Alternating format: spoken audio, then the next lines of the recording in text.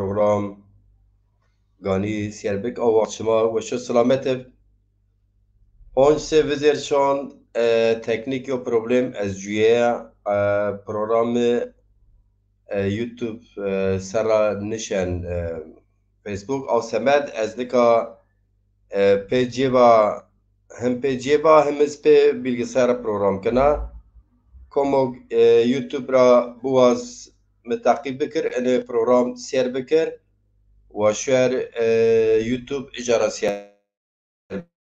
بكر سير بكر واتيا سير بكر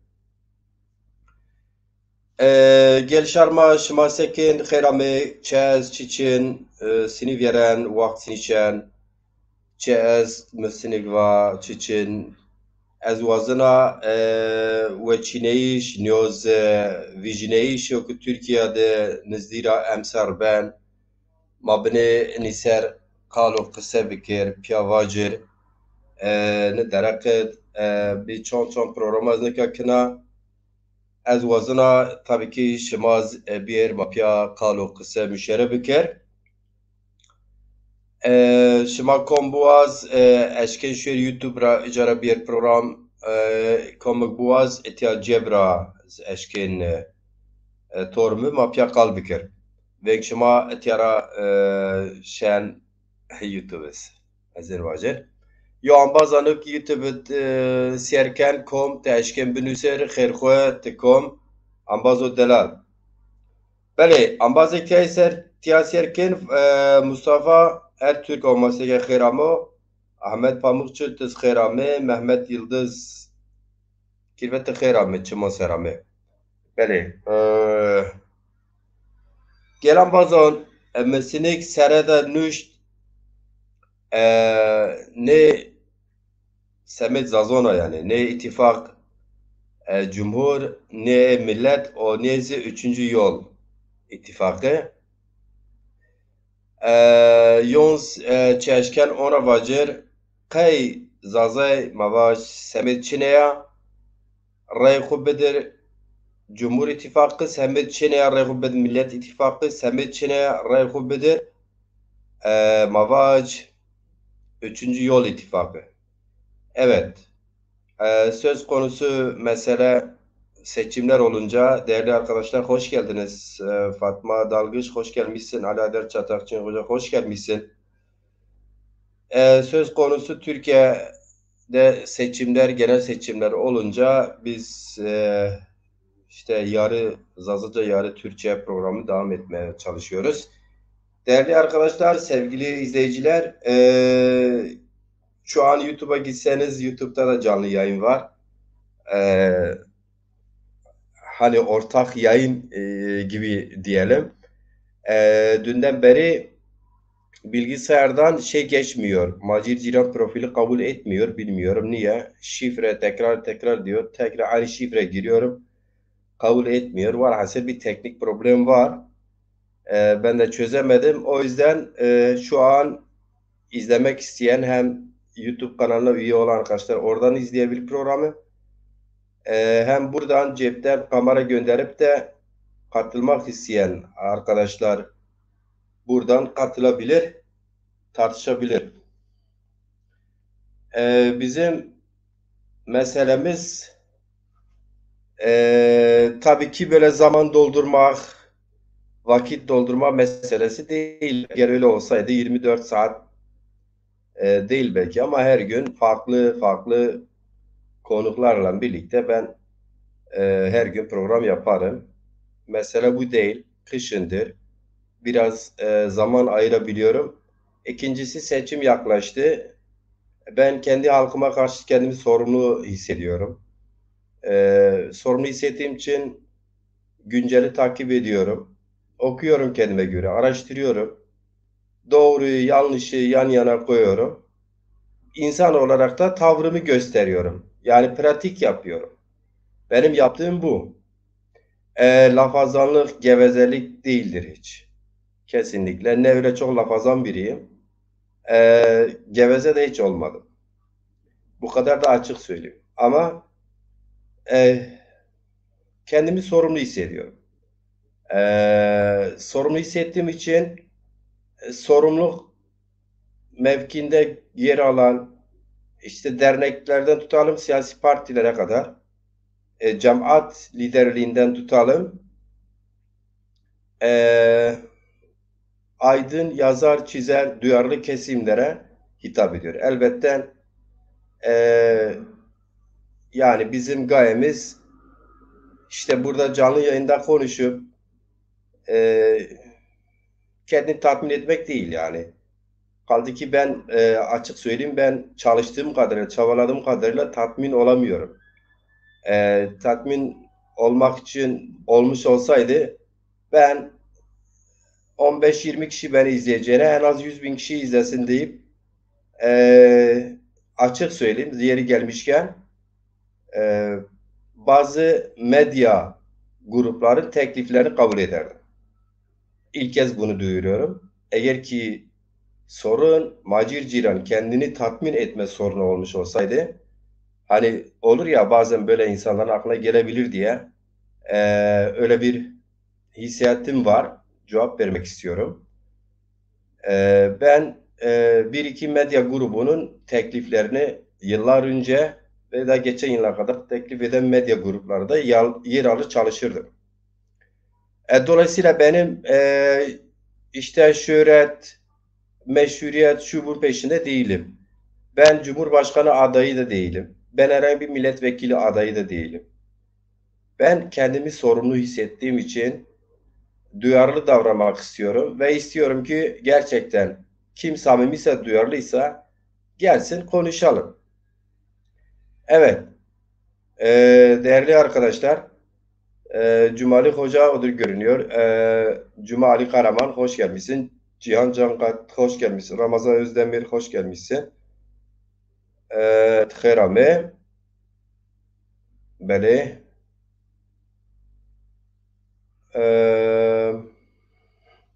Sonra Komestu, sonra böyle. Fettah Yalçın sanatçımız, ozanımız hoş gelmişsin. Buradan Bingöl'e selamlar. Evet, değerli arkadaşlar, isterim ki iki üç kişi katılsanız biz karşılıklı konuşalım. Soru cevap da olabilir. Karşılıklı da konuşuruz. Herkes kendi fikrinden dile edebilir. Ben e, şunu görüyorum. 20 yıldan sonra kısacası halen Türkiye'nin önünde Türkiye toplumu Kürdüyle, Zazasıyla, Türküyle, Lazıyla, Çerkeziyle, Pamukkale'yle henüz ciddi bir iktidar alternatifi oluşmuş değil bana göre, bana sorarsanız. Halen Cumhur İttifakı Sayın Cumhurbaşkanı Recep Tayyip Erdoğan tekrar Cumhurbaşkanı seçilebilme ihtimali bu kadar ekonomik kriz, bu kadar sıkıntılara 20 yılın iktidar yorgunluğuna rağmen halen bu şansın devam ettiğini görüyoruz. Birincisi bu.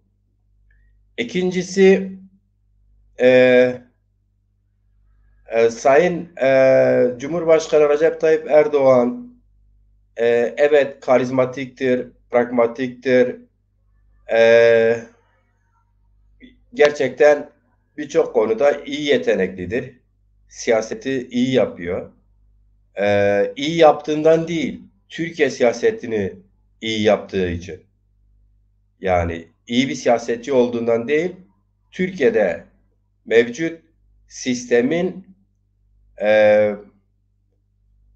e, topluma e, baskıcı, inkarcı, hatta şiddet bu yüzyıllık geçtiğim içinde bulunduğumuz yüzyılın tamamlayan sistem biraz da böyle bir siyaset atmosferini, gerçeğini e, ortaya koyduğu için ya da böyle bir gerçeklikten dolayı Sayın Erdoğan Türkiye koşullarında siyaseti, halkın nabzını, toplumun nabzını, devletin nabzını, derin ve açık devletin e, okeyini almıştır ve 20 küsur yıldır iktidardır. ve başta dediğim gibi tekrar iktidarını devam ettirme şansı halen güçlüdür. Yani zayıf değil. Yani örnek şöyle diyelim. Bana öyle geliyor ki Millet İttifakı'nda Cumhurbaşkanı seçilse kıl payıyla seçilebilir. Zayıf bir ihtimal. Seçilse bile parlamentoda milletvekili çoğunluğu e, sayısal olarak belki yine AKP birinci parti seçilebilir. Tersini düşünelim. E, Oy oranı partisinden daha yüksek çıkarsa liderlik karizmasından dolayı e, kendisi Cumhurbaşkanı seçilirse partisi ikinci, üçüncü partiye düşme ihtimali vardır. Bu durumda e, Cumhurbaşkanı Recep Tayyip Erdoğan ama parlamento ise Millet İttifakı'ndan oluşan çoğunlukta bir parlamento ortaya çıkabilir. Yani her halükarda 2018 yılında e, referanduma gittikten sonra tek partili Cumhurbaşkanı yani devlet başkanlığı seçimi bir kriz, bir çözüm olmadığı ortaya çıkıyor. Çünkü düşünün bir sonraki seçimde Recep Tayyip Erdoğan Cumhurbaşkanı seçilirse, partisi ikinci, üçüncü partiye düşerse parlamento zaten işlevsiz. Çünkü atama yoluyla hükümet sürdürülüyor. Hani milletvekili olmadan bakan ataması yapabiliyor mevcut Cumhurbaşkanı sisteminde. Tamamıyla kabinesini dışarıdan ya da partisine seçilmiş kişilerin bir kısmından oluşturabilir ama herhangi bir yasa, herhangi bir kanun, herhangi bir referandum kararı alma yani mevcut dönemdeki gibi e, herhangi bir karar çıkaramaz. Dolayısıyla mecburen Türkiye yeniden bir erken seçime gider. Aynı şey Millet İttifakı için de geçerlidir. Millet İttifakı Cumhurbaşkanı seçilip e, kıl payıyla seçebilir ama oranı orta hep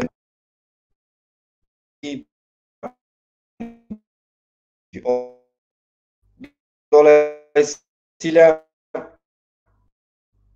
geçirir. Cumhur İttifakı yani diyelim ki. Millet İttifakı'nın yeniden e, parlamenter sisteme geçişi öyle kolay olmaz. Böyle bir durum var. Ama bizi ilgilendiren, bunlar hepsi ilgilendiriyor. En çok da bizi ilgilendiren bana sorarsanız siyasi perspektifsiz bırakılan Zaza halkıdır.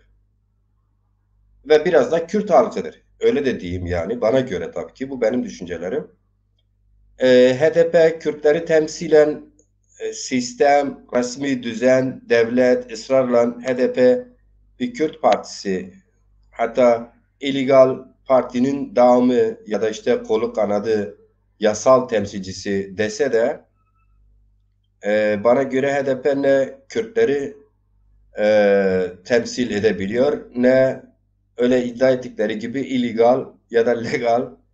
Yani HDP gerçekten e, tam olarak ne olduğu belli değil. Bana sorarsanız öyle. Bu benim görüşüm. Çünkü HDP seçimden seçime birkaç tane son yıllarda Kürtçe şarkı karışık Kürtçe, Türkçe, Lazca, Çerkezce şarkılarla seçime gidiyor. Birkaç tane renkli bayrak sallayıp seçime gidiyor. Ondan sonra yeri geldi mi parlamentodaki sıcak gündem tartışmalarında bazen Kürtçülük yapıyorlar. Bazı aşırı milliyetçilere tepki gösteriyor. Onun dışında HDP'nin bölgede seçtiği belediyelerine sahip çıkamadığı yanlış politikasından dolayı. Her ne kadar devleti burada eleştirsek de HDP tarafında da Bu HDP'lerin yanlış siyasetini neticeye verdiği durumlardan birisi, onu da söylemek lazım. Yüzlerce belediyeye kayyum atandı. Onlarca milletvekili dokunmazlığı aldı, cezaevine girdi. Tabii ki hani sol ya da diğer görüşlere göre mücadele eden insanların onurları vardır, gururları vardır, dik duruşları vardır. Halk arasında kimisi kahramanlaşır. Bunu tartışmıyorum. O ayrı mesele. Yani emeği, fedakarlığı falan, ben burada ona bir sözüm yok. Ama siyaseten HDP'nin de yanlış siyaseti e, böyle Türkiye'de sorun olmaya devam etti. Ve bence bu anlamda HDP e, bir Kürt temsilcisi de değildir. Ama buna rağmen HDP hem içeride hem dışarıda ısrarla Kürt temsilcisi olarak kabul ediliyor. Ama devlet HDP muhatap alıp da oturup Kürt meselesinde ne ana dilde eğitimden tutalım ne diğer siyasi konularda oturup da müzakere de etmiyor. Muhatap da almıyor. Hatta seçim arifesinde HDP'nin hazine yardımını kestiğini, bloka edildiğini, onu da biliyorsunuz. Ama buna rağmen HDP'nin kitle tavanı, örgütlü gücü HDP'yi sürekli Türkiye'de gündem oluşturmaya, gündem olmaya, hatta başka siyasilerin, partilerin hem Cumhur İttifakı'nın hem Millet İttifakı'nın belki de kendi masalarında tek gündem maddeleri HDP. HDP'nin tavrıdır. Bunu da başarmış bir parti olarak siyasi hayatına devam eden bir HDP gerçeği de var. Bunu da bu hakkı da teslim etmek gerekiyor. Evet arkadaşlar, kamera gönderen var mı? Bu arada kamera gönderen varsa söylesin, çünkü ben kamerayı görmüyorum. Ya da kendisini eklememi isteyen arkadaş varsa yazabilir. Abdullah Yıldız bera tıkırami çimoserami Mehmet Aktak tıkırami çimoser Cengiz Kığlı, sen Düneyin daha sonra fark ettim, programda yorumda yazmışsınız. Ya işte Selahattin Demirtaş Zazadır. O Zazaların Cumhurbaşkanı adayı olabilir. Niye Zazalar onu Cumhurbaşkanı adayı olarak kabul etmiyor falan. Orada birkaç yorumunu gördüm. Yazılı olarak orada cevap vermedim. Şimdi sizi canlı hazır görmüşken burada ona şöyle cevap vereyim Deza. Önemli olan kişinin Zaza kökenli olması ya da Kürt ya da Türk kökeni olması değildir. Kişi Türk kökenli ise kendini Türk hissetmesi, Türklüğüne sahip çıkmasıyla siyaseten bunu davayı gütmesiyle e,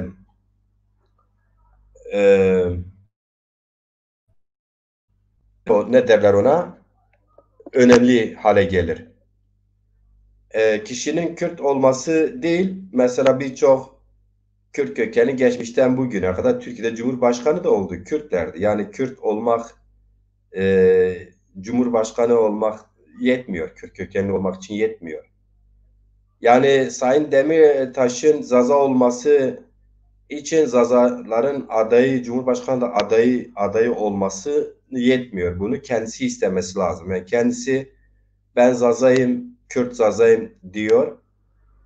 Ama hani müstakil Zaza halkı için sırf böyle o kimlikli bir siyasi figüran değildir. Dolayısıyla Zazalar hepsi 6 milyon olarak sokağa çıksa dese Selahattin Demirtaş adayımdır demesiyle bu iş e, olmuyor. Kendisinin buna hazır olması, böyle bir talebi olması gerekiyor. Yoksa Selahattin Demirtaş Zazalar niye kabul etmesin? Zazalar zaten Selahattin Demirtaş'ı destek veriyor.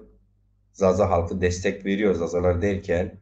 Zazalar, Kürtler, Türkler, Lazlar, Çerkezler bu ülkede Selahattin Demirtaş'a saygı duyan, seven leri olduğu kadar sevmeyenleri de bir o kadar fazladır. Onu tartışmıyoruz. Duygusal olarak bakmıyoruz meseleye. Sayın Demirtaş keşke deseydi ben Zazaların Cumhurbaşkanı aday adayıyım. Ya da öyle demesine gerek yok. E, Sonuçta Türkiye'deki Cumhurbaşkanı adayları gerek Millet İttifakı gerek Cumhur İttifakı'nınki Türkiye Cumhurbaşkanlığı adaylığıdır. Yani herhangi bir özel bir milletin Cumhurbaşkanı adaylığı değil. Mahir Kaya şon tu veş YouTube'da Mahir Kaya osyerken tıkırami. Dolayısıyla bana göre sembolik de olsa Zaza siyasetinde öne çıkan aydın hatta siyasetçi insanlar ben Türkiye'de Cumhurbaşkanı adayım ama ben seçilirsem halk tercih ederse beni seçerse tercihini benden yana kullanırsa seçildiğimden andan itibaren Türkiye'de Türkçe dışında diğer dillerin Zazacanın, Kürtçenin, Lazcanın eğitim dili olması için görev alacağım, görev yapacağım diye açık beyanda bulunabilir. Herhangi bir Zaza kökenli insan böyle aday olabilir. Bu mümkündür. Bunu Sayın Demirtaş da yapabilir. Bunu Sayın Kılıçdaroğlu da yapabilir. Bunu Sayın Recep Tayyip Erdoğan da yapabilir.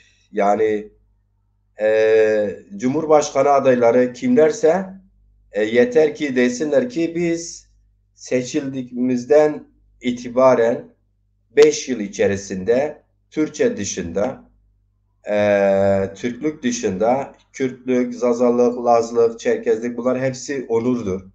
Bunlar hepsi kimliğimizdir, Türkiye gerçeğidir. Ve bu halkların konuştuğu dili de eğitim dili olarak anayasal güvenceye altına alacağız, söz veriyoruz falan. Keşke böyle bir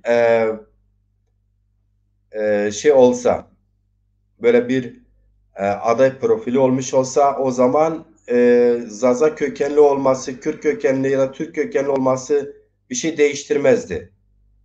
Mesela Ali Babacan bir siyasi parti lideridir.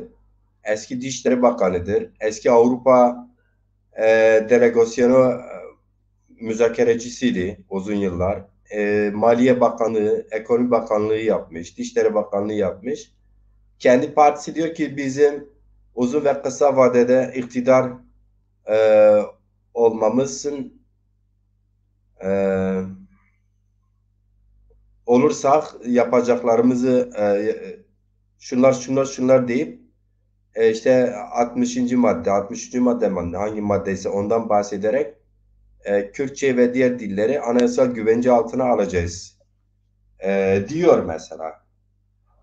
Yani bunu hani HDP Kürt Partisi görünüyor, o bile bu kadar açık yürekliyle söylemiyordur. Ama bu iyi bir gelişme. Ali Babacan'ın böyle demesi. İyi bir gelişme. Misal yani. Ömer Faruk Erses Hoca siyaseti konuşuyoruz. Şairlerimiz var. Nusrat Kurul yine edebiyatçı şairlerimizden var.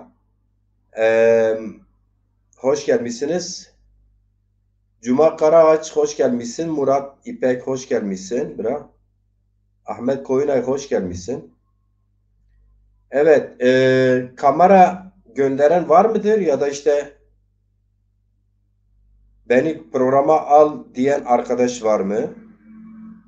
Şu an ben mesela eklemek istersem iki kişi görünüyor.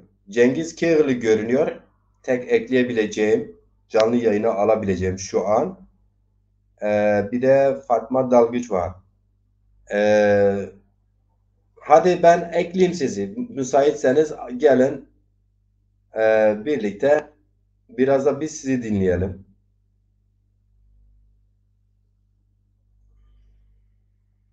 Evet.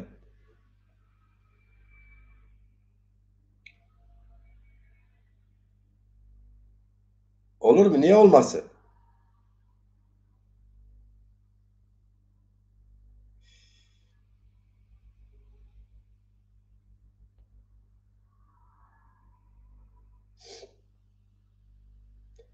Mehmet Yıldız, Kirve istersen bilmiyorum hanginiz YouTube'da izleyen arkadaşlar varsa görüyorlar. Ben e, bir elimde telefon oradan canlı yayın yapıyorum. Bir sosyal ağdan. Bir de YouTube'da iki kanal üzerinde canlı yayınım var. Evet. Şimdi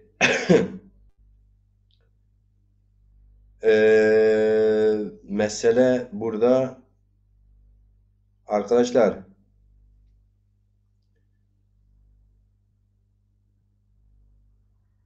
e, canlı yayına katılıp görüş bildirmek isteyeniniz var mı?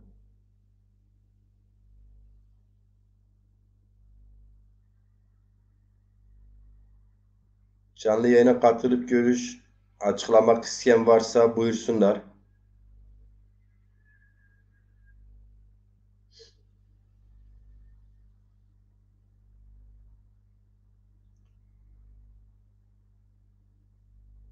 Ben isterim ki biraz birlikte tartışalım.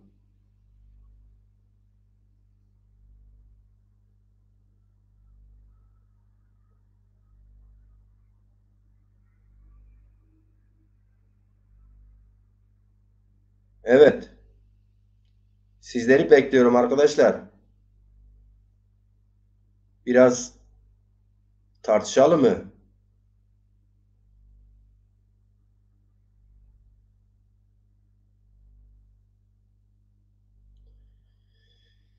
Evet. Zazaday Mehmet Khairami kamera bişo mabini kalbiker.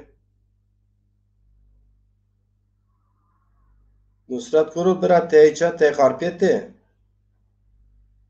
Kamera bişo'nun yobunu fikir kuvajen. Arkadaşlar seçimler gerçekten önemli.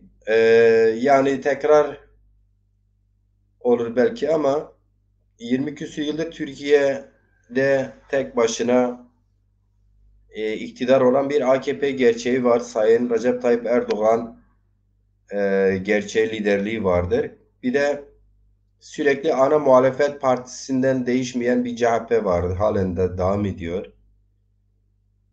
Ve diğer partiler var. Şimdi iki ittifak var. 1,5 yıldır Türkiye toplumu bu iki ittifaktan birini adayını seçin.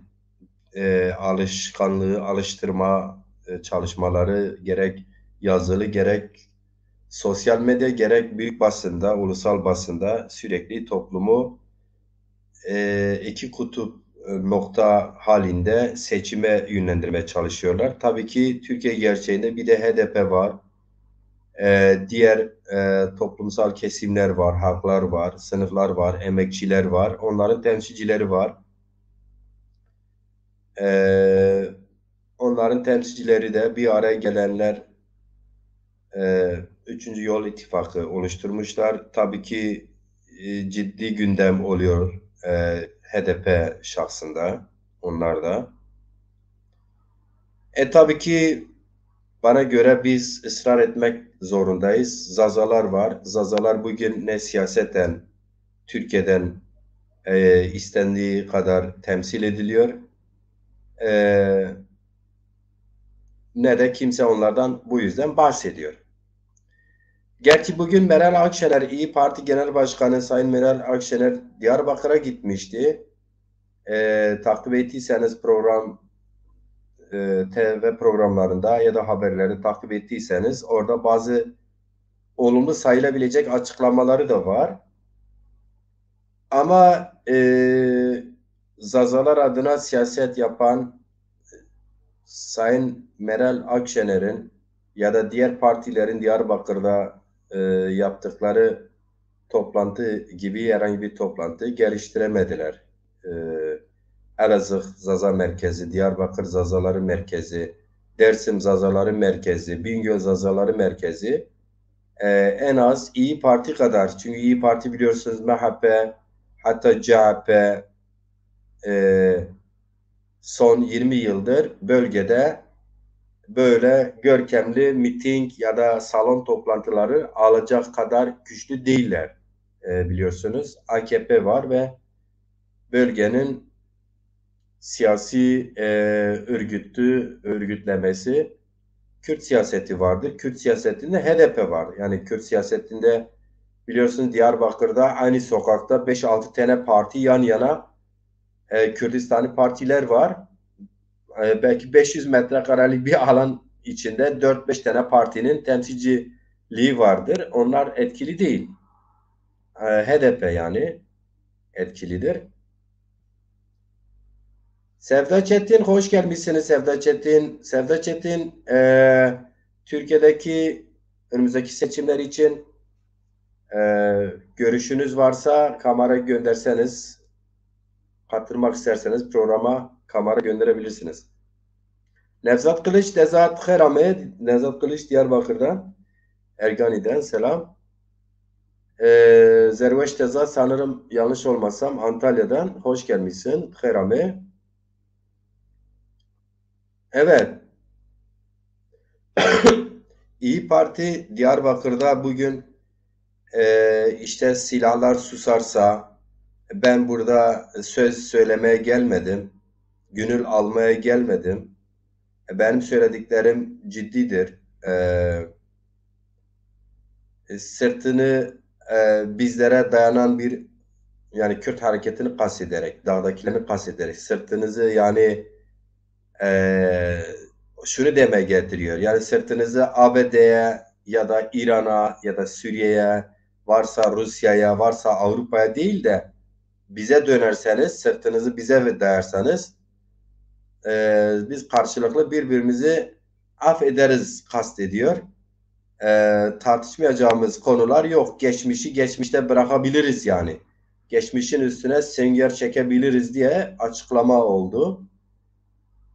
Onun bu açıklaması e, İyi Parti'yi bu noktaya getiren acaba Cumhur İttifakı'nın içindeki bileşenleri hani sürekli uzun uzun toplantılar yapıyor. O olabilir ki orada HDP, Kürtler, Zazalar tartışılıyor falan.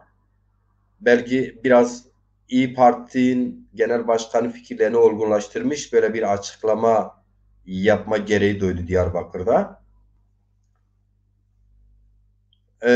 Seçime dönük bir açıklama olduğunu düşünmüyorum. Ee, Umarım samimidir. %50 samimi olsa bile iyi bir gelişmedir. Çünkü İyi Parti bir yerde eşittir MHP. Yani farz edelim ki MHP'nin bir Diyarbakır Kongresi'nde Sayın Devlet Bahçeli bugün Sayın Meral Akşener'in yaptığı açıklamayı yapmış olsun. Türkiye'de gözden görülür değişiklikler hızlı bir şekilde o zaman bunu AKP ya da benzeri liberal partiler, merkez partiler daha fazlasını söylerler. Keşke samimi olsa. Ama seçime dönük olduğunu düşünmüyorum. Çünkü İyi Parti bilir ki Diyarbakır'ı dese biz Kürtlere Kürdistan'da kurarız. Pek karşılığı henüz yoktur yani. Öyle diyelim. Ama her şeye rağmen böyle olmasına rağmen Diyarbakır'da İyi Parti'nin kongresi görkemli yani Diyarbakır gibi bir yerde görkemli geçtiğini söyleyebiliriz. Yani Diyarbakır'da HDP'den, AKP'den sonra belki İyi Parti bugün e, belki de Millet İttifakı'nın içinde yer alan bir parti olması itibariyle, ikinci parti sayılacak olması itibariyle belki bundan meraktan kitle daha fazla gitmiş olabilir. Karabalıktı bana göre. İyi Parti'ye göre karabalıktı. Yani demek istiyorum ki İyi Parti bunu hak etmediği halde hak etmiş gibi bir görüntü verdiler bunu. Onu kastediyorum. Bunu Zaza siyaseti başaramadı. Oradan da Zaza siyasetine eleştiri getiriyorum. Zaza siyasetine eleştiri getirirken ben isim vermeyi çok fazla e, bilmiyorum. Keşke o isim vermeyi de ben samimiyetsizliğimden değil. İnsanlarımız çok alınganlar. Siyaset, Türkiye gibi büyük bir devlette siyaset yapacaksınız. Zaza meselesi gibi büyük bir işte dili erimektedir, yok olmaktadır. Büyük sorun olan bir halkın sorunlarına e, sorunları için ortaya çıktığınızı söyleyeceksiniz. Ondan sonra da seçimler geliyor. Kimse e, sizi tanımıyor, bilmiyor, etmiyor. Ne devlet ne Zaza halkı. Burada ister istemez insanın içi acıyor yani. İster istemez benim gibi duyarlı olan, konuşan, konuşmak isteyen, yazan, çizen insanlar da ister istemez burada eleştiri önerisini getirmesi lazım. Getirmiyorsa, konuşmuyorsa bir Zaza bugün Zaza siyasetinin niye bu kadar ayaklar altındadır? Niye bu kadar perişandır? Den söz etmiyorsa, hani hakaret etmeden, ötekileştirmeden gündeme getirmiyorsa ben onu samimi bulmuyorum. Samimi ise bir insan Zaza davasında yazarıyla, çizeriyle, sanatçısıyla e, ne oldu, ne yaptık, niye böyle, niye bu kadar sessiziz, niye bu kadar geri kaldık, niye örgütlenemedik, niye bunu niyesini, ne işini sorgulamaları lazım. Birbirlerine hesap verip hesap almaları lazım. E, Öyle bir yerlerde biz hareketiz, bir yerlerde derneğiz, bir yerlerde partiyiz demekle olunmuyor bazı şeyler. Sürekli başka siyasi görüşleri, başka karşıt görüşlerini eleştirerek de insan kendini pak gösteremez birilerine. Kendini ancak tatmin eder, kandırır siyasete. Dolayısıyla sen neydin, bunun hesabını niye vermiyorsun? Veriyorsan ne düzeyde verdin? Bunun eleştirisi, öz eleştirisi yok mudur? Hesap soran yok. Hesap sorulmayan bir yerlerde gelişme olur mu? E, Olmaz tabii ki bana göre. Ama e, Zaza siyasetinin tabii ki Zazaların birliğe de ihtiyacı var. O yüzden kırıcı, ötekileştirici, bölücü, hatta duygusal Zazaları küstüren hakaretvari eleştiriler değil ama gerçekten bilimsel, samimi eleştirileri de getirmek lazım. Ancak eleştiri geliştirir. Ancak öz eleştiri geliştirir, eleştiri geliştirir. Çünkü öz eleştiri kendi içinde bir faaliyettir. Eleştiri de aynı zamanda bir faaliyettir. Dolayısıyla konuşmayan bir Zaza aydını, konuşmayan bir Zaza siyasetçisinin ne düşündüğünü, ben onun kafasındakini, program projelerini, düşüncelerini okuyamam ki. Böyle benim yaptığım gibi konuşacak sürekli. Konuşacak. Çünkü bir yerlerde sorumluluk almış. Konuşacak ki insanlar bilsin ne yapmak istiyor. Ne kadar samimi. Konuşacak ki gece gündüz konuşacak ki bir yerlerde muhatap alınsın. Gece gündüz konuşacak, çalışacak ki milyonlarca zazalardan bir %1 mi, %0,1 mi ne diyorsanız deyin. Belli bir kitlesi olsun. Konuşacak ki gündemde olsun. Ben dün de söyledim. Doğu Perinçek'te yıllardır oy oranı sıfır bile değil, sıfırın altına bile değildir. Ama her ne derin güçse, her neyse önemli midir? Önemlidir tabii ki ama sonuçta etkilidir Türk siyasetinde. E, MHP geçmişte 3 milletvekili bile alamıyordu. Baraj altında kaldığı halde sürekli dikkate alınıyordu Türk siyasetinde. Merkez siyasetten tut sol, yani CHP'sinden tut Demirel'ine, Ecevit'ten tut diğerlerine kadar herkes MHP'yi dikkate alıyordu. Ciddiye alıyordu. Ben tabii ki hani niye ciddiye alındığını da az çok her şey burada söyleme gereği belki yok, zamanımız da buna özet olarak geçiyorum. Ama Zazaları kimse dikkate almıyor, ciddiye almıyor. Seçimlerde biz görünmüyoruz. Biz bütün partilere, bütün cephelere, hem Cumhur İttifakı'na, hem Millet İttifakı'na yarın, hem Üçüncü Yol İttifakı'na oy vereceğiz ama hiçbir yerde görünmüyoruz. Gerçi Diyarbakır'a gidenler zaman zaman Zazaları hatırlamaya çalışanlar var. Bu da Zaza aydınlarının, sanatçıların yine bazı ciddi resmi çalışmalarını gerektiği gibi yerine getiren dernekler var, Zaza dernekleri var. Mesela geçmişten bu yana böyle bir ciddi dernek, Zaza derneklerimizin İstanbul Derneği var, Bingöl Derneği var.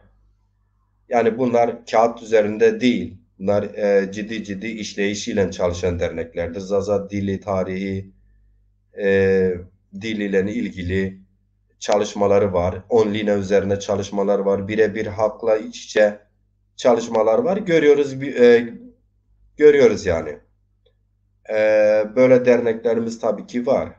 Bunların sayısı çoğalması lazım. Sayı olarak da epey de dernek var. Birçoğu kağıt üzerinde var. Evet. Telefonu alamıyorum. Biri telefon açıyor. Telefon alamıyorum. Kusura bakmasın. Evet. Şimdi bakalım kimse niye Nihat Bulut Tıkher Ahmetçi Monser hoş gelmişsin.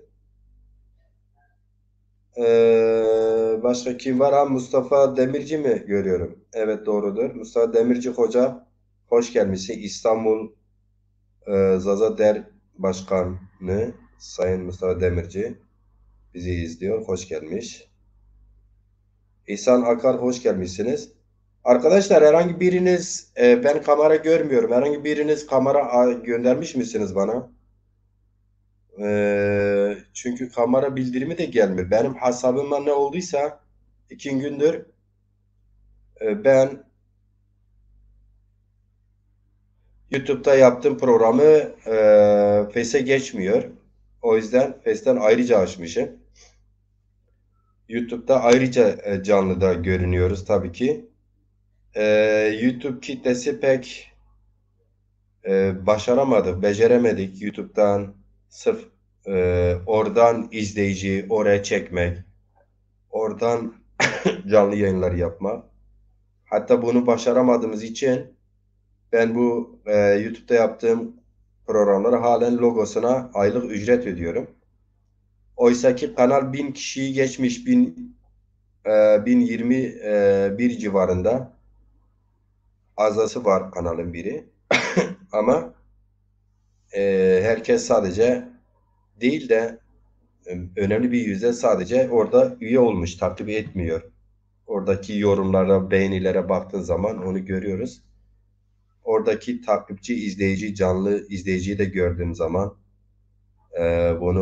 bu sonuca gidebiliyoruz. Face'te az da olsa çok değerli sizin gibi insanlarımız biraz zaman ayırıyor en azından. Yorum yapıyor, soru soruyor. Bazıları canlıda katılıp görüş bildiriyor. Evet arkadaşlar, katılmak isteyeniniz var mıdır?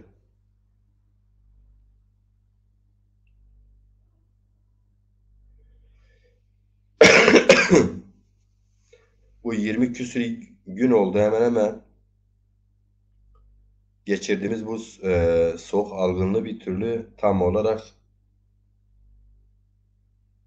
üzerimize atlatamadık.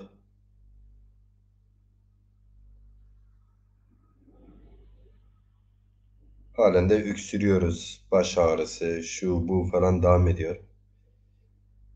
Evet arkadaşlar,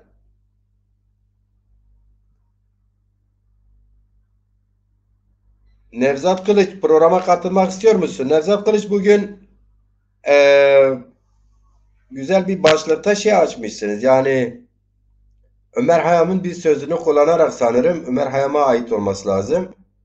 Eğer neyine bilmem aşık olmuş bir milletten hayır mı çıkmaz benzeri bir şey paylaşım yapmışsınız. Sanırım bunu İyi Parti'nin bugün Diyarbakır İl Kongresi'ne Sayın Meral Akşener'e dönük bir eleştirinizdi. Daha doğrusu o kongreye gösterilen ilgiden dolayı sizin Diyarbakırlara yaptığınız bir eleştiri. Eleştiri ben de odur yapıyorum. Eleştiri yapmak bir haktır tabii ki. Yapmak lazım ama esas olarak orada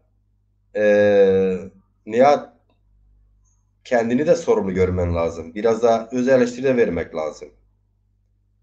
Yani sonuçta Zaza siyasetinde olsun, sosyal medyada olsun, zazacılık yapıyoruz, yapıyorsun. O bölgenin insanısınız, değil mi? Yani biz hep böyle başkalarını eleştirmek kolay olur da biraz kendimizi de sorumlu makamında ya da mevkide hisseden, gören, yani illa bir yerde görev almak değil o anlamda söylemiyorum. Biraz bizden de kaynaklı yani. Şimdi bir kitleyi ikna etmediği zaman onun rayını oyunu alamazsın değil mi? Diyelim ki mahallende muhtar adayı olursan, mahalledeki halkın desteğini almazsan, sırf aday olarak kalırsın, seçilemezsiniz. Onu kastediyorum. Demek ki seçilmek için halkı ikna etmek lazım. Yani demek ki orada zazacılık yapan kitlenin, insanların bir ağırlığı olsaydı oraya gelenler onları muhatap alırlardı. Kitleye gitmeden önce onlara gider, çaylarını içerdi, sohbet ederlerdi. Onları kazanmaya çalışırlar, değil mi? Ya da onların yerelde halk üzerinde ağırlık karşılığı olsa halk onları dinler, değil mi? Biraz böyle olması gerekmiyor mu? Böyle değilse demek ki büyük bir boşluk, bir yetmezlik var. Kabul etmek lazım. Değil mi? Bilmiyorum. Çok şey söyleyebiliriz.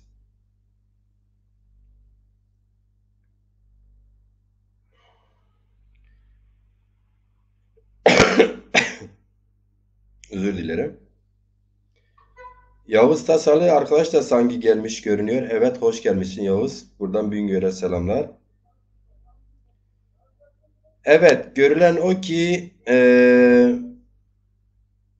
daha sonra yorumlara bakarım. Yorum da burada acayip yani. Bana bir son zamanlarda sosyal medyada bir engel durumu var. Çünkü ben canlı yayına geçiyorum. Benden hesabımın şifresi isteniyor. Giriyorum. Yeni şifre al. Yeni şifre giriyorum. Yok yeni şifre. Giriyorum. Kabul etmiyorlar bir türlü.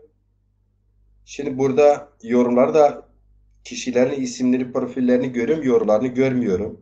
Daha sonra program kapattıktan sonra yorumları görebiliyorum. O yüzden belki birileriniz kamera göndermişse onu göremiyorum. Belki birileriniz beni programa katın demiş onu göremiyorum. Dolayısıyla bu kadar sesimiz, zazaların sesi bu kadar kısıkken, bu kadar görünmezken benim gibi birileri eğer bir çabanın içinde olmak istiyorlarsa onlar da böyle önü kesiliyor sosyal medyada. Az kişiye bildiriliyoruz. Az kişi takipçisi bizim programlarımıza ilgi duyuyor ya da gösteriliyor. Sosyal medya bunlara göstermiyor. Bu da ayrı bir sorun tabii ki. Evet, şimdi eğer ki siz gelmiyorsanız ben bir özet vereyim yeniden.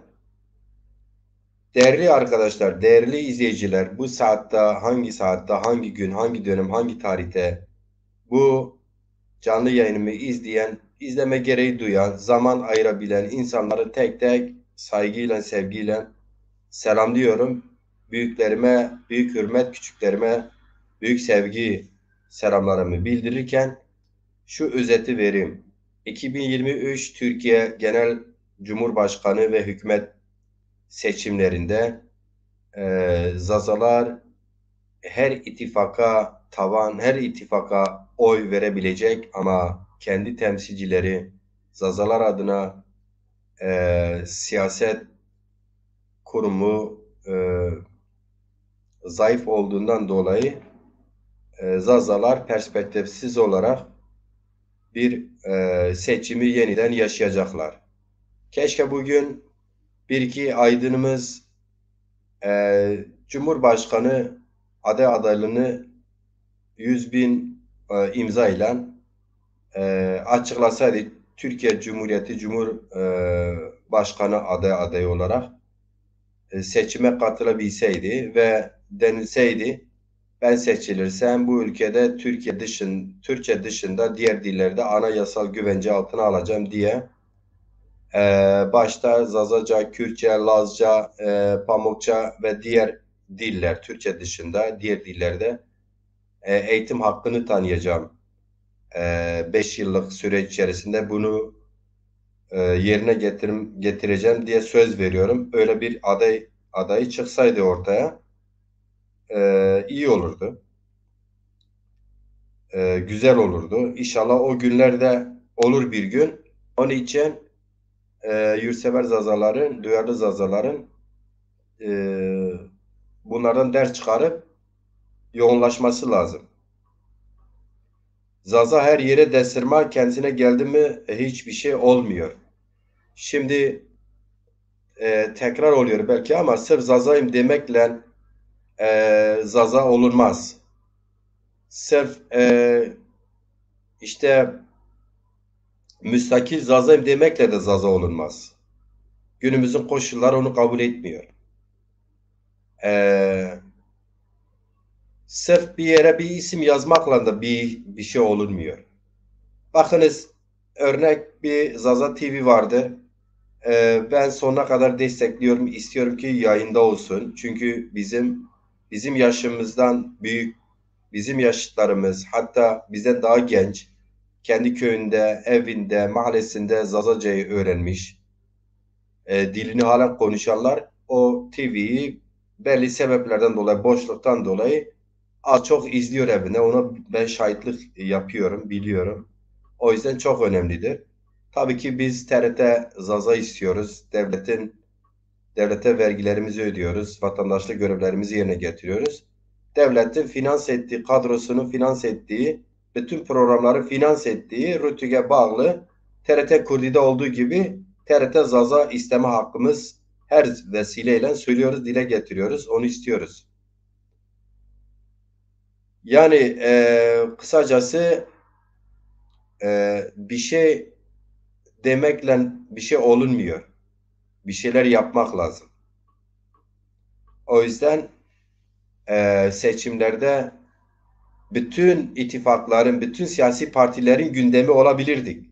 Nasıl ki HDP bütün cephelerin gündemindeyse biz Zaza siyaseti de bütün cephelerin, bütün ittifakların gündemi olabilirdik. Televizyonlarda tartışan düşünürler, tarihçiler, siyasiler,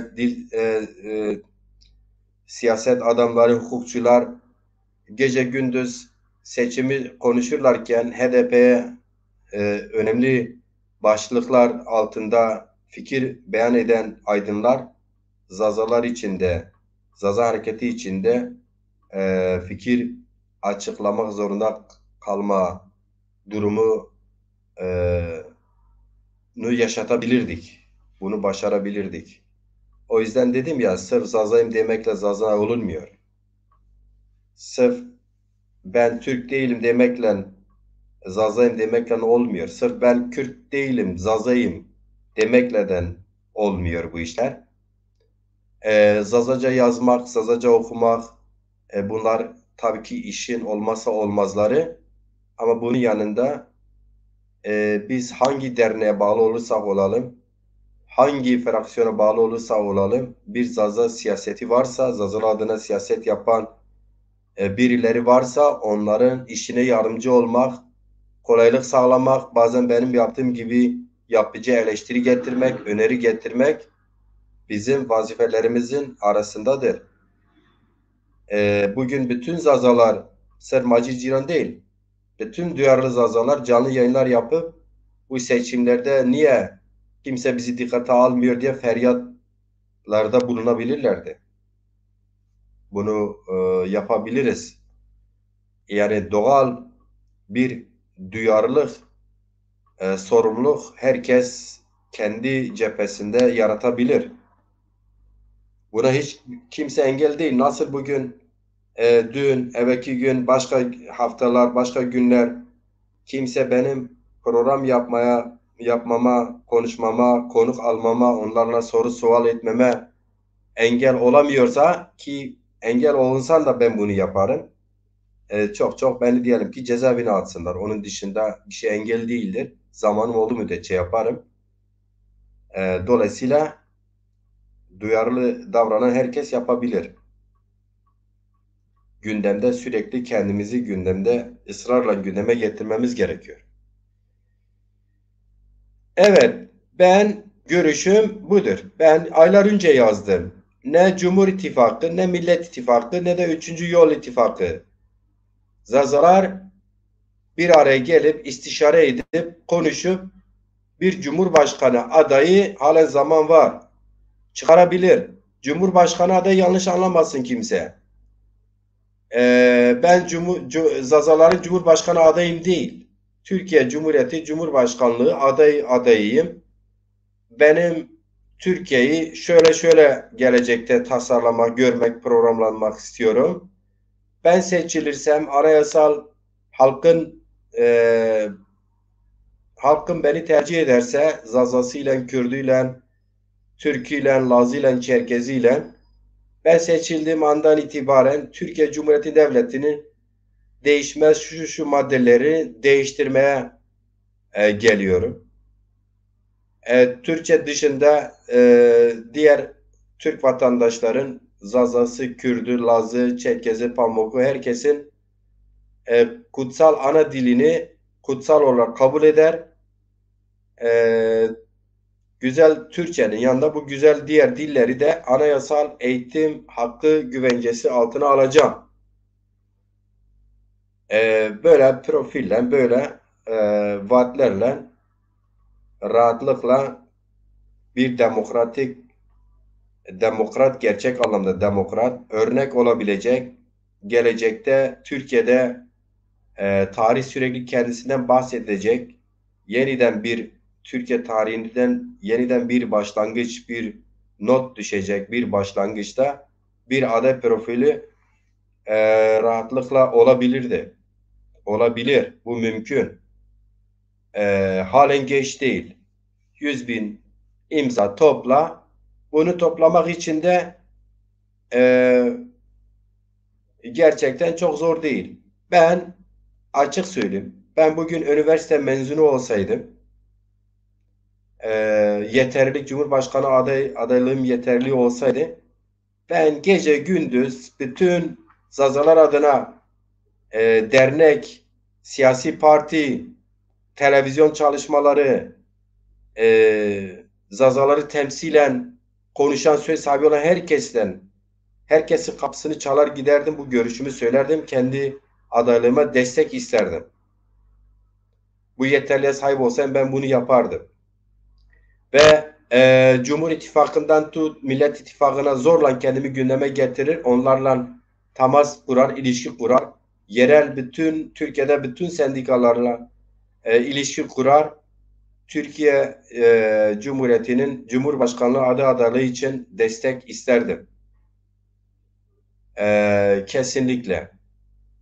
Kürt siyasi hareketlerin temsilcileri, dernekleri hepsini ayrım yapmadan hiçbir kuruluşu hiçbir yere ayrım etmeden ziyaret ederdim. Ee, ve olası Cumhurbaşkanı adaylığında program projelerimi, broşürlerimi hazırlar, çıkar, destek almaya çalışırdım ve her gün halka gider yalvarırdım.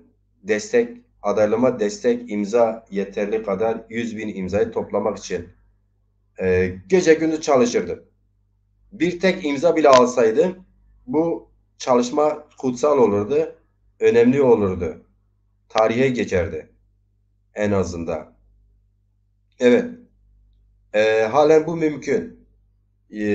Okumuşluğu yeterli olan, yani resmi olarak belgesi olan, duyarlı, yurtsever, demokrat, Türkiye'nin geleceğini Türküyle, Kürdüyle, Zazasıyla, Lazıyla, Çerkeziyle, bütün renkleriyle eşit, demokratik, anayasal vatandaşlık hakkını herkesin hakkı olduğuna inanan adaletli insanlarımız, duyarlı insanlarımız varsa halen hodri meydan diyebilir. E, Dolayısıyla ben bu programı da yine bunun için açıyorum. Bunun için açtım. Ben istiyorum ki Türk olsun, Kürt olsun ki Düneyin de Zaza kökenli, kendini Kürt gören iki tane konuğum oldu. Programa katıldılar. Ben de onların görüşlerini dinledim. Herkesin görüşü kendisine. Ama tabii ki ben en çok da Zazalar için konuşuyorum. Zazalar adına konuşmaya çalışıyorum, çabalamaya çalışıyorum. İsterdim ki Zaza duyarlı olan insanlar da bu programı dikkate alıp gelip katılsalardı, görüşlerini bildirselerdi. İllahi benim birilerini davet etmem, birilerini programlara çağırmam gerekmiyor. Ben mecbur da değilim. Ben mecbur da değilim. İllahi birilerini şu doçenti, şu profesörü, şu bilmem doktoru, şu siyasetçiyi, şu temsilciyi, şu dernek başkanını çağırmam gerekmiyor. Ben burada çok özür dileyerek söyleyeyim. Havlıyorsam benim meselem değildir. Benim meselem halkımın meselesidir diye ben herhangi bir adrese ağır ithamlarda, suçlayıcı ithamlarda bulunarak da bir şey gevelemiyorum burada. Ben duyarlı, Zaza hareketinde, Zaza siyasetinde, Zaza yurtseverliğinde duyarlı olan her kim varsa, eğer ki beni duymuyorsa açık söyleyeyim yalan söylüyordur. Eğer benim bu programlarımı defalarca izlemiyorsa ben Macir Ciran olmayayım. Özellikle duyarlılarını söyleyeyim. Hepsi de izliyor. Ben onların hiçbirine bir hakaret, bireysel bir iddiada bulundum mu? Hiç kimseye karşı. Hepsine karşı büyük, yapıcı ve saygı içerisinde çağırıyorum. Duyarlıya çağırıyorum. Niye katılmıyorsunuz? Beni izleyicilerim az mıdır diye katılmıyorsunuz? Değil. Alakası yok. Kendiniz de açıp program konuş. Benim yaptıklarımı yapabilirsin. Ben sizi izlerim o zaman. Daha iyi ya. Kendiniz programı açın konuşun. Bununla küçük mü olursunuz? İlla birileri sizi bir yerlere davet etmesi mi lazım? Buna gerek var mı? Eğer senin davansa, senin meselen varsa buna gerek yok. Kapısını açık bulduğun her yere girmen lazım. Girmiyorsun. Girmiyorsun demek ki sen kusura bakma ya davan yoktur ya davanı satmışsın. Kusura bakma bunu da söylemeyecek mi? Yani ben diyelim ki Macir Ciran olarak bir yerin dernek başkanıyım. Hiçbir şey yapmıyorsam derneğim sürekli kilitli ya da kağıt üzerinde dernek var. Resmiyeti bile tamam değilse ben demek ki yalancının tekiyim. Diyelim ki ben bir siyasi partide yetkiliyim. Genel başkanım, genel başkan yardımcısıyım ya da merkezinde yer alıyorum. Benim partim bir şey yapmıyorsa ben de bir şey yapmıyorsam herkes köşesine oturmuş birbirine küs mü birbirine e, ne olduğu belli ettiremiyorsam ama ben bir şey sihirli değnek mi var? Bir şey tanrısal gücü mü vardır? Ben onları harekete geçireyim, halkı duyarlı hale getireyim. Benim konuşmam lazım, yazı yazmam lazım, bildiri dağıtmam lazım. Siyasi de e, partileri rahatsız etmem lazım. Milletvekilleri rahatsız etmem lazım. Belediye başkanlarını rahatsız etmem lazım. Vakıfları rahatsız etmem lazım. Her yere girip çıkmam lazım ki ben kendimi, davamı buna ona gündeme getirebileyim. Bunlar hiçbirini yapmıyorsam, ondan sonra adım bir yerlerde anılıyorsa şucu bu. Ya bunu manası var mı? Buna gerek var mı? Yani hani kişi belki kendini tatmin eder, kandırır da halkı kandırabilir mi? Gelecekte ben bugün Macit Cina hesap sormasa, gelecekte Yurtsever Zaza insanı bunun hesabını sormazlar mı? Sorarlar. Bu hesabı e, sorulmasını istemiyorsanız kendiniz kalkın, biraz ayağa kalkın, biraz pratik yapın, biraz çalışın, biraz çabalayın, biraz yorulun, biraz kafa yorun. Belki sizin sayenizde halkta belli dönemlerde, belli noktalarda diline karşı olsun, siyasetine, kimliğine, siyasi kimliğine karşı olsun. Belki duyarlı olur.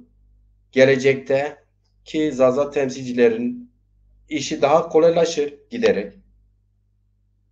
Önemli olan zor günde çok çabalamak. Önemli olan zor günde çok çalışmak. Önemli olan zor günde görünür olmak. Yarın bir gün kürsü, makam, mevki, para, şöhretin bol kitlenin, Zaza kitlesinin kendi sahip çıkacağı bol, herkesin her yerde oy çıkacağı yerde herkes gelip zazacılık yapabilir. Önemli olan bugün yapman. Hani bir dönem biz e, HDP'deyken sürekli böyle baraj altında kalınıyordu. Ama herkes fedakarlık yapıyordu. İnatla çalışıyordu. İnatla halkı ziyaret ediyordu. İnatla destek isteniyordu. Cezaevine girmeden tut, e, bireysel olarak ortadan kalkmaya kadar, yani ortadan kaldırılmaya kadar göze alınıp çalışılırdı. En sonunda bugün biliyorsunuz HDP Türkiye'nin en milliyetçi partisinden daha fazla oy alıyor. MHP'den, İyi Parti'den daha fazla oy alıyor. O noktaya getirildi. Yani bunlar hepsi mümkün. Zazalar bunu yapabilir. Ama ne oldu? O zaman herkes fedakarlık yapıyordu. Ne zaman ki İşte %10 barajlar açıldıktan sonra o fedakarlık yapanlar yavaş yavaş unutuldu. Yeni rantçılar geldi, rantçılar. Kürsü, makam, mevki, şöhret için daha o dönemler fedakarlık yapanlar e, döneminde o fedakar insanlara benim bugün yaptığım gibi sıradan bakan, yüzeysel bakan, kıymet vermeyen, onun programlarına, onun çalışmalarına katılım göstermeyenler, seyirci olanlar, okuluna giden, avukat olan, mühendis olan, bilmem sosyolog olan, doçent olanlar daha sonra bu fırsat kitleseleşince %10 baraj geçince bunlar tek tek o izleyici durumunu terk ettiler, geldiler bu hareketin içinde burada orada aday oldular, vekil oldular, milletvekili oldular, şubucu bucu oldular. Ondan sonra diyorlar ki davayı sattılar. Tabii ki davayı daha önce sahiplerinin elinden alıp e, sırf şöhret için, koltuk için, mevki için katılanlara devredersen olacağı da bu olurdu zaten.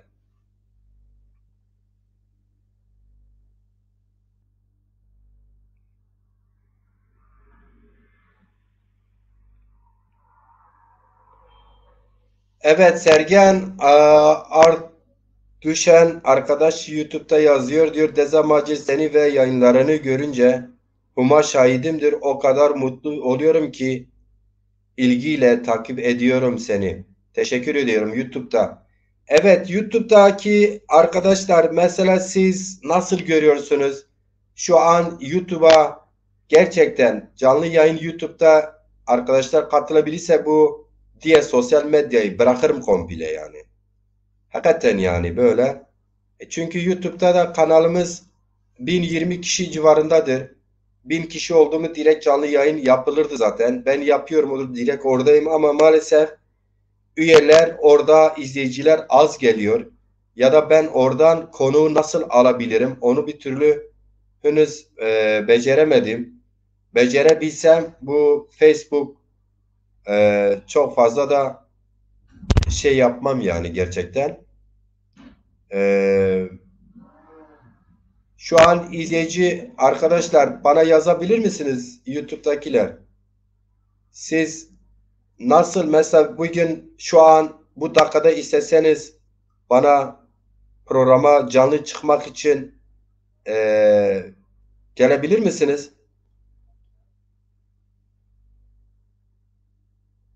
Evet, Esma Cengiz diyor ki bildirimleri açın herkese. Esma Cengiz teşekkür ederim bildirimleri yani YouTube bildirimleri herkese açık değil mi? Siz öyle bir sorun mu görüyorsunuz?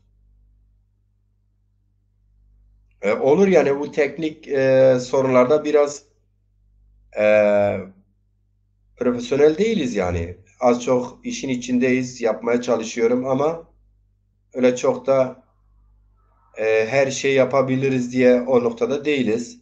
Zaza Bulut diyor ki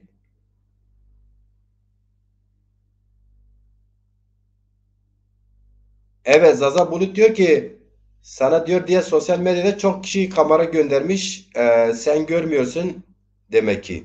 Evet gerçekten yani burada yorumlarını bile görmüyorum yani. Sırf kişilerin profilleri var. Hani kim bana kamera atmış? Yani ben deli miyim böyle saatlerce sırf kendim tek konuşayım? Ben bu programı açıyorsam kendim konuşayım diye değil, sizler konuşasınız diye açıyorum. Ama bana bildirim gelmemiş. Peki Zaza Bulut, sen şu an eee, diyelim ki şeyde YouTube'da bana canlı katılmak istersen bir girişimde bir bulun yapabilir misin? Gelebilir misin?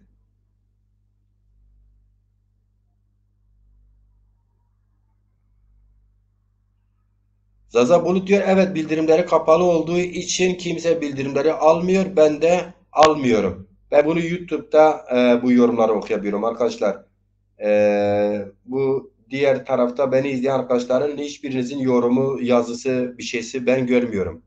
Ancak Esma Cengiz olmuyor bildiğim kadarıyla. Nasıl, ne olmuyor Esma Cengiz?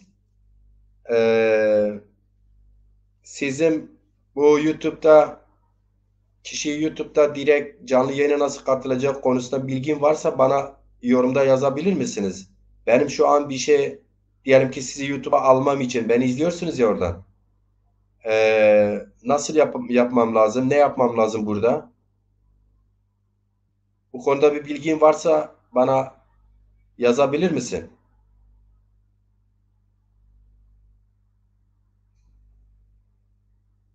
Nasıl yapılıyor? Mesela birçok e, yanlış olmasam gene onu da söyleyeyim.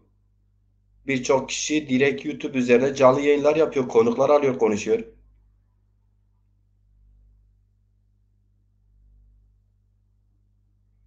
Esma Cengiz, amca ben diyor yeğenim. Tamam ben zaten tahmin ettim sensin canım benim. Ben onu belli etmemeye çalıştım. Almanya'dan yeğenim Esma YouTube'da takip ediyor. Diğer arkadaşlar Zaza Bulut kimdir valla bilmiyorum. Ee, Esma Cengiz benim yeğenimdir. Tahmin ettim. Şeye vermemeye çalıştım. Evet, Bahir Kaya kimdir izliyor yine YouTube'da. Onu da tanımıyorum gerçekten. Ama Esma Cengiz'i tanıyordum. O da en sona dayanmadı. Amca benim diyor. Yeğenin biliyorum tamam selam kelam. Peki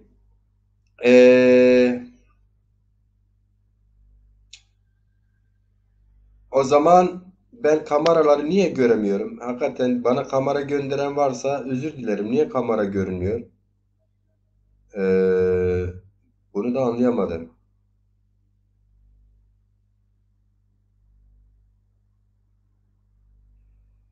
Peki. Zerveş Teza, mesela beni orada izliyorsun. Ben seni ekliyorum. Bir izleyici olarak 2 dakikayı bir gel. Ben seni ekledim. Sınırlı sayıda kişiyi eklemeyi izin veriyorum. Mesela ben şu an 3 kişi ekleyebiliyordum. YouTube'u demiyorum diğer tarafta. Zerveş Teza'yı ekledim. Aleyküm selam Zerveş Teza. Sen karanlıktasın, göremiyorum seni. Vallahi az yolculuğa az müsaitliğe ayrı senin hol suma benim bakma denenme olarak katılmışım. Teza Volker. Mesela tesiyerken az yani yorumun çöz neşken abone ne oynayan? Kamera çöz Vallahi çena. İhsan Akart'ı şahı tip çağrı kamera şahı tip tindişkevin. Allah Allah ay bir yorum düz İhsan ne Akar di? vallahi İhsan Akar otur nispi onu bilgir tindişken bilgir ya da. Ez ê bon eger beş pakirsa sêt ez ken pa. Tamam te holê gamê Tamam. teşekkür kina. Eyvallah o herif. Eyvallah çimo mesela.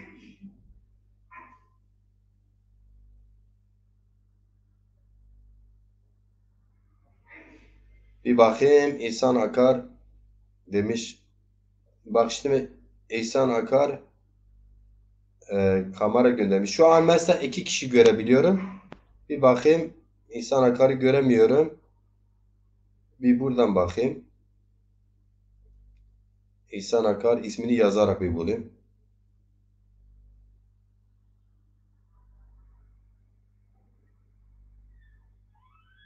İhsan Akar.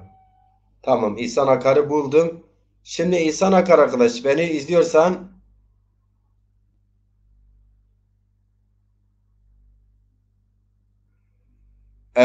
Sorgun Arduşan diyor ki StreamYard programını kullanırsan link ile herkesi alabilirsin. Ben zaten onu kullanıyorum. O yüzden aylık aidat veriyorum ya diyorum. Sorgun Arduşan mesela sen programa katılmak istersen ben link atabilirim onu biliyorum. İçinizde şu an YouTube'da izleyici arkadaşlar isteyen sizden herhangi biriniz e, istiyorsanız ben size link atayım. Kolaydır. Yani onu zaten ben sürekli yapıyordum. Biliyorum ben onu. Şimdi bak link aldım. Şu an gelmek isteyen olursa ama ben buraya YouTube izleyenler için söyleyeyim. O linki atayım. Aa, ama ekrana geliyor. Bak Davan TV linki budur. İsteyen ekrana da vereyim. Oradan gelin katılın. İhsan Akar sen eğer ki halen buradaysan ben seni ekledim. Evet. Bakız Anvi'nin her iki kanalın da linki ekranda. YouTube'da izleyenlere söyleyeyim. İstiyorsanız bak bu linkler gelin programa. Açık link. Yani bu linki işte o alır bu alır gelir. Benim hiç hesaba katmadığım beni programda zorlayabilecek biri gelir. Hakaret edecek biri gelir diye çekinmeden ekrana link attın.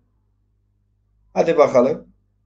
Mehmet Sarı Kilvet Kherame Çimonser Cumali Bağday Kherame Bira Çimonser Ahmet Pamukçu Çimonser Ramazan Özdemir Çimonser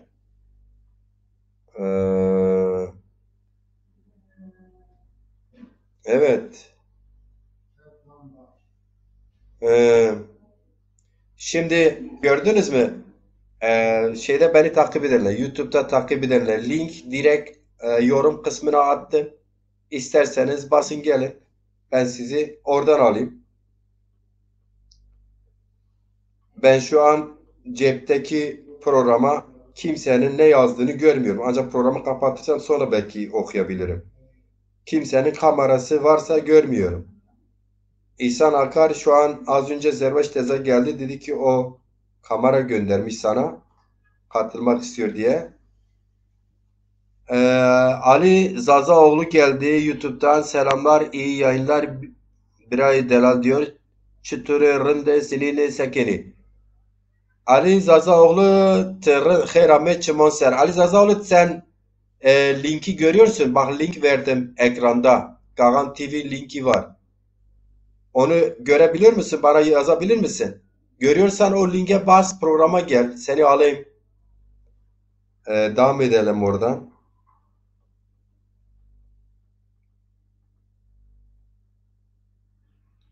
Evet.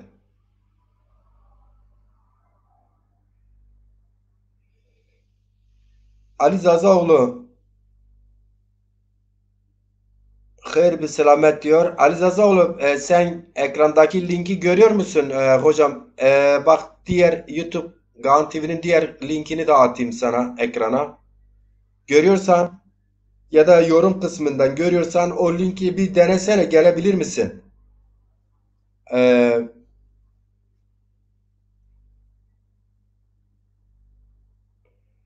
evet, güzel, ne güzel. Ali Zazaoğlu diyor ki görüyorum linki, izleyici olarak kalayım diyor. Tanımıyorum Ali Zazaoğlu kimdir? Peki diğer YouTube'da izleyici arkadaşlar linki görüyorsa linkle gelebilir misiniz? Biriniz deneyin, en azından bu meseleyi çözelim daha. Bu günün yarını da var. Evet.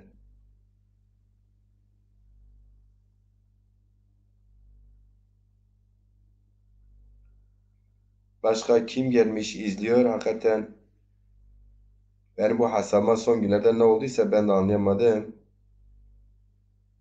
Masum Kotan gelmiş, hoş gelmiş. Zaza 24 merhaba Ciron Zaza diyen bir arkadaşımız geldi YouTube'da. Hoş gelmişsin. Zaza 24 sen ekrana verdiğim YouTube linkiyle programa gelmek istersen gel. Ömer Faruk Kayat Khayrami Şimanser. Evet arkadaşlar, ben normalden yaptığım programda 3 tane sosyal medya ağında canlıydı. 2 gündür sorun yaşıyorum. Cepten ayrı, YouTube'dan ayrı yapıyorum. YouTube'dan konuğu ancak linkle alabilirim. Eee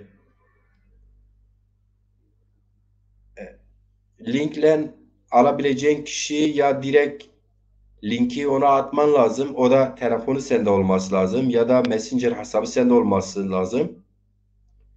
Ben o yüzden şimdi YouTube'da izleyici arkadaşlara link ekrana verdim. Oradan basıp katılmak isteyen olursa gelsin diye. Bir iki arkadaşa çağrı yaptım. Biz izleyici olarak kalmaktan yana izlediler. Gelmediler. Ben de izleyiciyim. Tamam, biliyorum izleyicisin de bir e, deneseydin en azından, olur mu olmaz mı? Yani bir de çekinmeyin, ben sizi ekrana almayabilirim. Sırf deneyin, gelin, bu aşağıda izleyiciler, diğer izleyicinin sizi görmeyeceği aşağıda bana yorumda derseniz ki beni ekrana vermeyin, vermem. Sırf oluyor mu olmuyor mu diye onu netleştirmek için.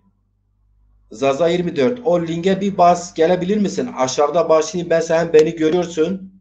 Hem de bir de aşağıda ben kendimi görüyorum.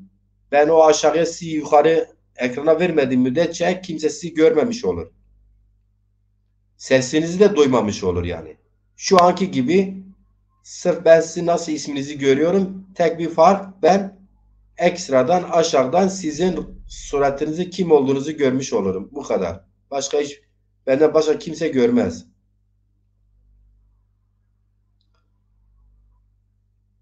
Yap, bir şeyler yapmaya çalışıyor musun? Davranıyor musun? Evet. Hacı Özçelik tızkerametçi Monser ezini program çi qênina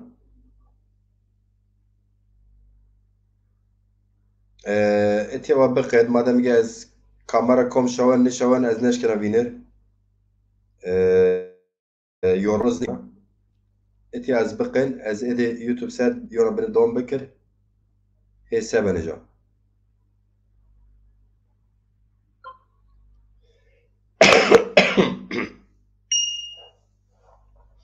Ali Zazaoğlu, tamam deneme yapalım. Evet, Ali Zazaoğlu deneme yapalım bra.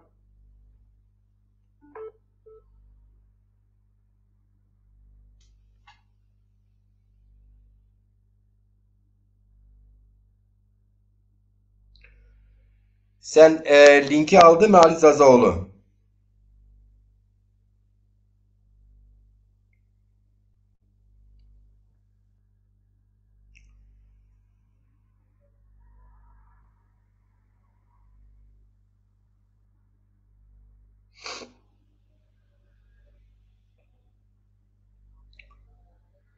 Herhangi bir çaban var mı? Linkle uğraşıyor musun gelmek için?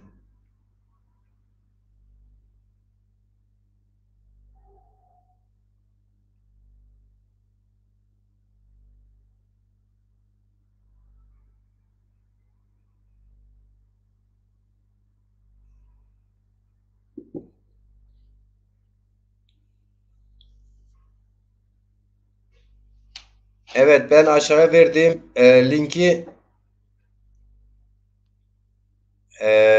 linke basın, bir gelin bakalım alabilir Evet, miyim ben sizi? aşağıya verdiğim linki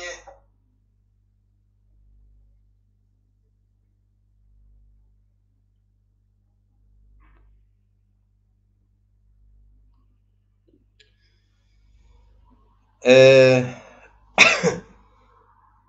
YouTube'da izleyen arkadaşlar bir yorum yapın, yorumlarınızı göreyim.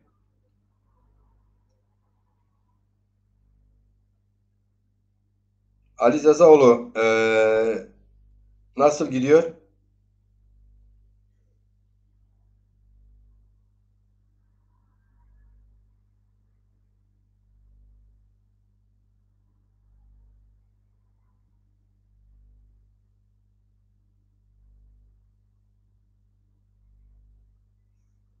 Gelmeye çalışıyor musunuz?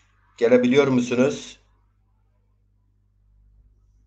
İzleyici arkadaşlar, yorum kısmına attığım linkleri basarak programa gelme şansınız var mı? Bir deneyelim mi? Ali Zazaoğlu diyor ben yapamadım. Evet, diğer izleyici arkadaşlar o linke basarak bir canlı yayına size alabilir miyim? Çekinmeyin, ben sizi ekrana vermem istemiyorsanız. Aşağıya alayım en azından, olur mu diye.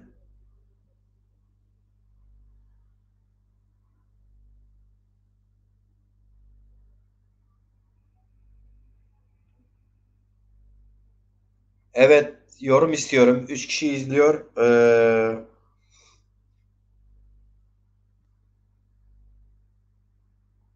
Sesim net geliyor değil mi?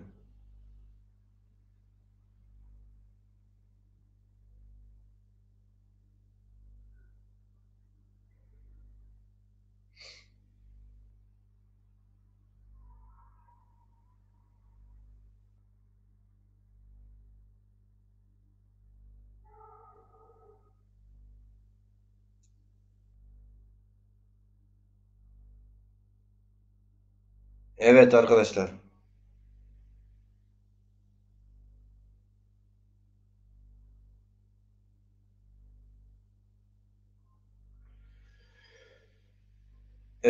Madem ki olmuyor, bakalım, olması için çabalayalım yarın bir gün. Yapabilirsek olur, yapamazsak yapamadık diyelim. Kalır öyle. Evet, teşekkür ederim. Saate kadar beni izleyen arkadaşlar için, kim ne zaman bu programı izlerse onun o zamanı